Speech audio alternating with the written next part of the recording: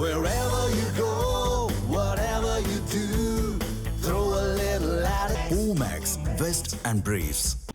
நாகர்கோவில் சிறையில் உயிரிழந்த மாற்றுத்திறனாளி சபரிவர்மனின் உடல் நீண்ட போராட்டத்திற்கு பிறகு தகனம் செய்யப்பட்டது. கன்னியாகுமரி மாவட்டம் ஈத்தங்காடு பகுதியைச் சேர்ந்த மாற்றுத்திறனாளி இளைஞர் சபரிவர்மன் குட்கா விற்பனை செய்ததாக கைது செய்யப்பட்டு சிறையில் அடைக்கப்பட்ட நிலையில் திடீரென உயிரிழந்தார்.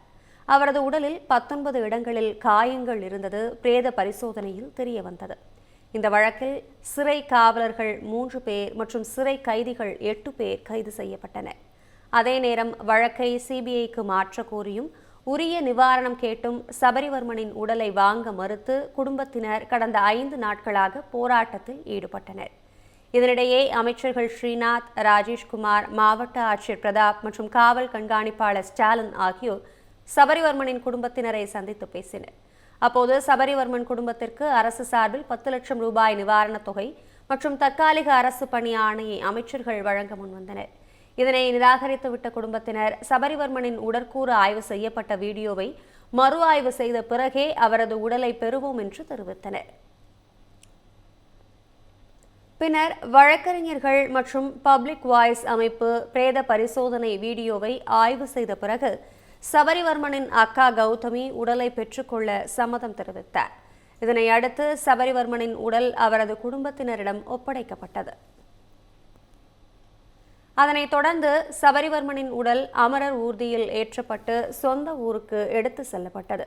அப்போது அமரர் ஊர்தியை தடுத்து நிறுத்திய கிராம மக்கள் சபரிவர்மன் குடும்பத்தினருக்கு வழங்க வேண்டிய இழப்பீடு மற்றும் நிவாரண உதவிகளை உடனடியாக வழங்க வேண்டும் எனவும் அதுவரை உடலை அடக்கம் செய்ய விடமாட்டோம் என்றும் போராட்டத்தில் ஈடுபட்டனர்.